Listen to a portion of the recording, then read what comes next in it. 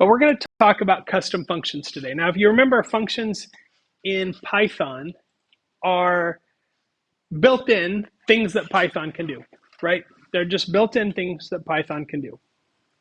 And those things allow you to simplify your code. They can group complex routines into a simple command, help your programs be more readable. These are all things that functions do for us. And Python provides us with lots of functions like print or input. Those are all functions that we've been using. Now, we're going to move into territory where we can create our own custom functions. Meaning we can create keywords or things that we can type into our programs that allow our programs to do whatever we want, more complex things, more simply. So a fresh example is this ATM. Okay, so we've got maybe some very simple things here, but we just talked about, if we type in a deposit amount and an account like this, if we're using different accounts, we might have it branch like this, but we might also use a custom function called doDeposit, and we give it the account. Another way that we can use this, and I'm going to show you this right now, and I'm going to keep this program, so I'm going to create another little junk file here for myself. All right, so I'm going to copy this line over. So we have our accounts. And now what you can see here is we've got a lot of repetitive code here, right? We're repeating this, we're repeating this, we're repeating this. There's a lot of repetition of multiple lines of code, but especially when we're listing our accounts. We're listing them for our balances, we're listing them for all these things.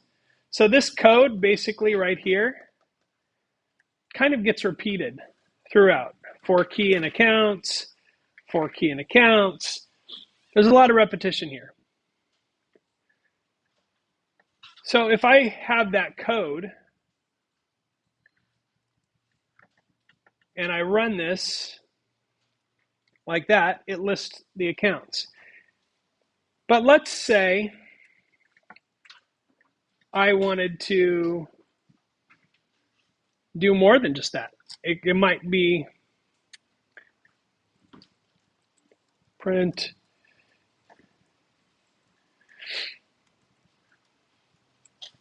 here are your accounts. Maybe there's multiple lines of code there for this. And maybe I want to simplify that. So let's say I create a function called list accounts.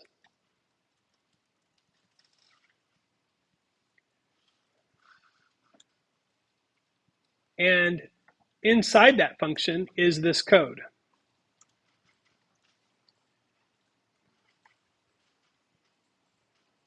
Okay. Now, if I run this code just like this, I want you to see something, and that is that I haven't done anything yet. This won't do anything because all it does is it defines a variable called diAccounts, and then it defines a function called listAccounts. So it doesn't do anything. If I want it to do anything, then I must call the function that I created by using it like this. So I create it here with the definition, and I use it here. So now if I want to do that, oops, I put those in the wrong order. I'm going to take this out of that loop, and I'm going to put it above the loop. Then it will do what I want. Okay, so there's that. If I want to run that twice, I can call that function twice. And it'll do that. It'll execute all that code twice every time I do it. So If I wanted to, I could take this function now, and everywhere I have these lines of code, I could use that function. So I'm going to take that function definition and pop it in right here where I define list accounts. And I can take that now, and everywhere I have these accounts like this, I can just say list accounts. There it is there. There it is there. And there it is there. So everywhere where I need it to do that thing where it lists the accounts and the balances, I'm just using that function now instead. See how the program gets shorter when I do that because I'm not repeating code. I'm just using that function to do that thing wherever I want it to. So now if I run this ATM program, I can check balances, I can make deposits,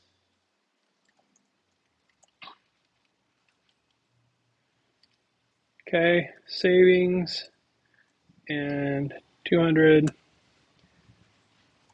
It works just the same way. But now I'm using that function and it makes my code shorter. Now there are other places where I'm repeating myself here. And we talked about how similar these things are, right? You can see this is almost word for word the exact same code. This is almost word for word the exact same code. The only difference between these things is the symbol here and the act of checking to make sure that there's enough there. So it's a small logic difference, but man, there's a lot of repetition here. So a function can be very useful in that way because I can reduce complicated things to very simple things.